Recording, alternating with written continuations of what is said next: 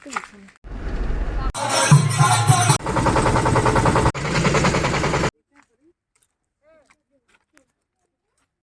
Everyone, welcome to my channel. আশা করি সবাই খুব ভালো আছো, আমিও খুব ভালো আছি। তো অনেক দিন পর আমি একটা ভ্লগ নিয়ে চলে এসেছি। তো আজকের ভ্লগটি কী নিয়ে সেটা দেখতে থাকো, তাহলেই বুঝতে পারবে। তো আজকের এই ভ্লগটি আমাদের সেকেন্ড ইয়ার ম্যারেজ অ্যানিভার্সারির। না, এখন কিন্তু আমাদের অ্যানিভার্সারি সেলিব্রেশনের জন্য এত রেডি শেডি হওয়া হচ্ছে না। আমাদের প্ল্যানটা এবার একটু অন্যরকমের। বাড়ি থেকে সবাইকে ডেকে নিয়েছি আমাদের কাছে, সবাই চলে এসেছে। এখন আমরা সকালবেলা খুব সকাল সকাল উঠেছি সবাই মিলে।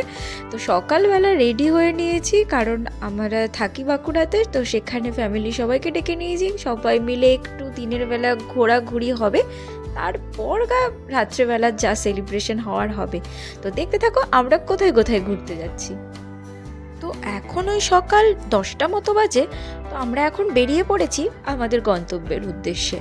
আমরা ফার্স্টেই যাব, যেহেতু আজ আমাদের বিবাহবার্ষিকী, সেই জন্য আমরা আজ ঠিক করেছিলাম যে প্রথমে একটু মন্দিরে যাব, তারপর অন্য স্পটগুলো ঘুরতে যাব। তো বাঁকুড়াতে একটা মন্দির আছে, আমি জানি না তোমরা কে কে দেখেছো, বেশ সুন্দর একটা মন্দির, পাঁচমুড়ার মন্দির। তো আমরা সেখানেই ফার্স্টে চলে গিয়েছিলাম, কারণ আগে আমরা সবাই চেয়েছিলাম যে এই আজকের দিনের শুরুটা ভগবানের দর্শন দিয়েই হোক।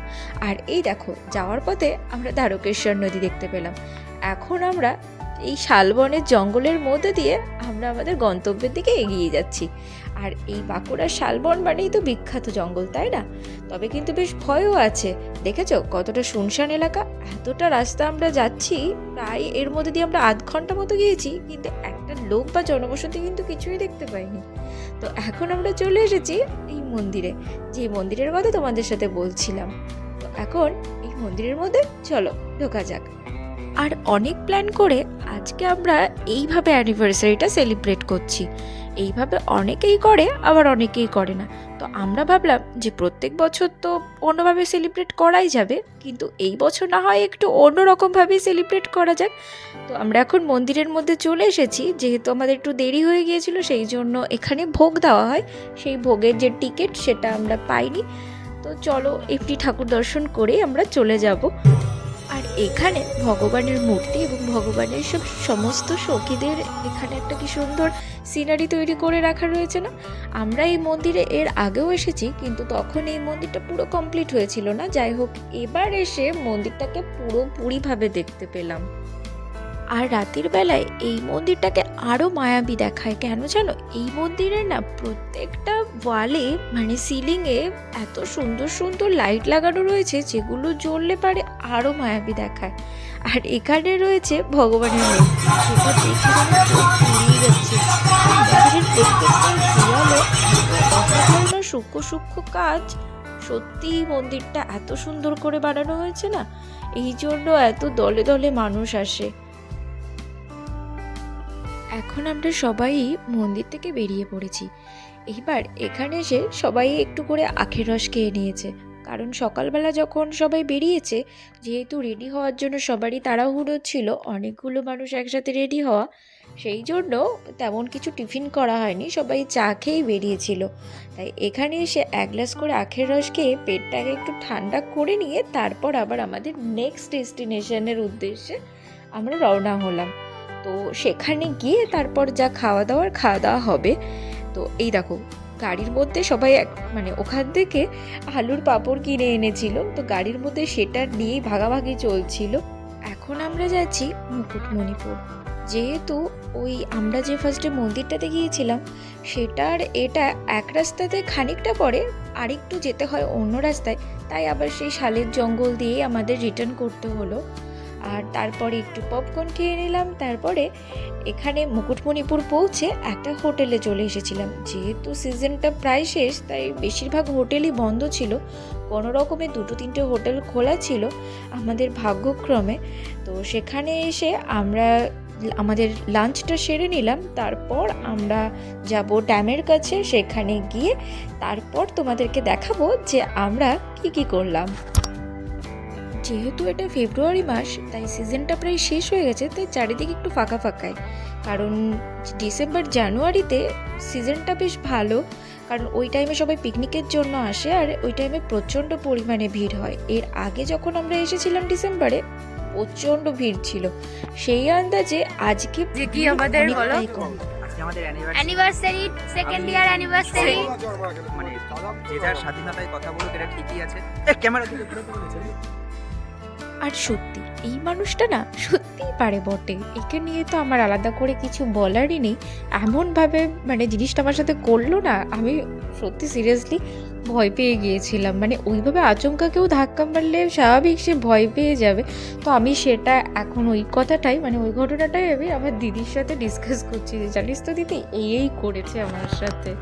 তো এখন আমরা যাচ্ছি বোটের কাছে। এখান থেকে আমরা এই বোটটাতে করে আমরা যাব ড্যামের যে অপোজিট সাইডে, সেখানে যাব। আর এই বোটটাতে করে আমাদের ওই পারে যেতে প্রায় ওই আধ ঘন্টা 40 মিনিট মতো, আধ ঘন্টা মতো টাইম লাগে মোটামুটি প্রায়। তো এখানে আমি কিছু রিলস বানিয়ে নিচ্ছিলাম, ফটো তুলে নিচ্ছিলাম। আমাদের সাথে যারা যারা ছিল মানে আমাদের সবাই ফ্যামিলি মেম্বার্সগুলো সবাই প্রায় ওরকম করে ওই জায়গায় বসে একে একে ছবি তুলছিল। আর ওই দেখো উনি তো মানে কাজের কোনো সীমা নাই, যেখানেই যাই সেখানেই ফোনের মধ্যে ঢুকে থাকে কাজ আর কাজ। তো আমরা যাই হোক এনজয় করেছি অনেকটাই। তারপর আমরা চলে এসেছি এই দিকে, মানে আমরা যেই দিকে আসার কথা ছিল অপোজিট সাইড এই পারে। তো এখানে এসে আমরা একটা ভ্যান গাড়ি নিয়ে নিয়েছি। এই ভ্যান গাড়িটা আমাদের যে সমস্ত এখানে 2-3টে পার্ক আছে এই পার্কগুলোতে আমাদের এই ভ্যান গাড়িটা নিয়ে দাঁড় করিয়ে দেবে। তারপরে আমরা সেই সমস্ত জায়গাগুলো যাব। তো চলো এখন যাওয়া যাক। আমরা ফার্স্টেই যাচ্ছি ডিয়ার পার্কে, যেখানে অনেকগুলো হরিণ রয়েছে। তো এর আগেও আমি এই পাড়ে এসেছিলাম এই হরিণগুলোর জন্য।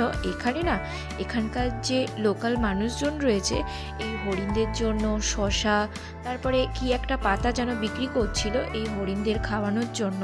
এখানে যে সমস্ত পর্যটকেরা আসে তাদের কাছ থেকে সেগুলো কিনে নিয়ে তারা তাদেরকে মানে এই হরিণদেরকে এই খাবারগুলো খাওয়ায়। আর দেখতে পাচ্ছ কি সুন্দর খাচ্ছে না, মানে পর্যটকেরা গেলেই এরা কিন্তু কাছে চলে আসে মানে যখন এদের খিদে থাকে। বেশ কিছু হরিণ দেখলাম আসেনি, হয়তো তাদের পেট ভরা ছিল ওই জন্য তারা ওখানেই ছিল।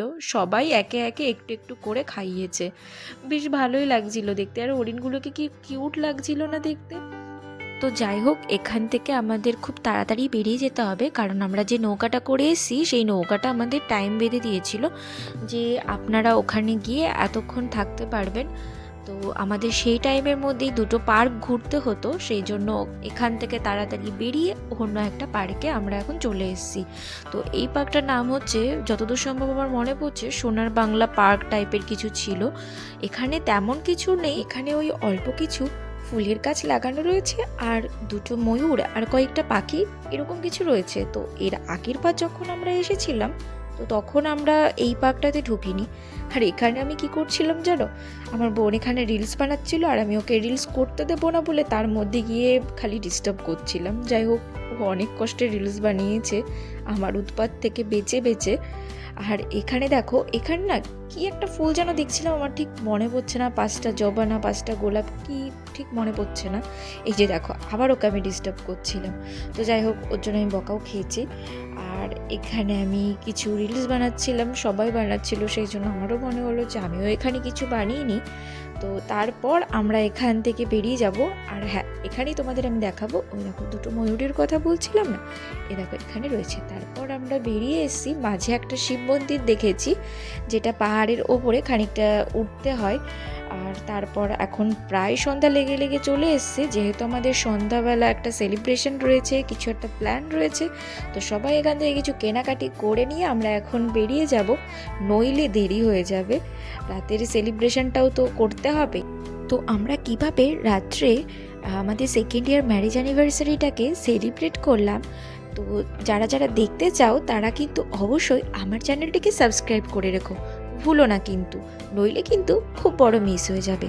তো আজকের এই ব্লগটা কেমন লাগলো তোমরা কিন্তু অবশ্যই কমেন্টস করে জানিও। ততক্ষণের জন্য টাটা, আসি অ্যানিভার্সারি ব্লগ।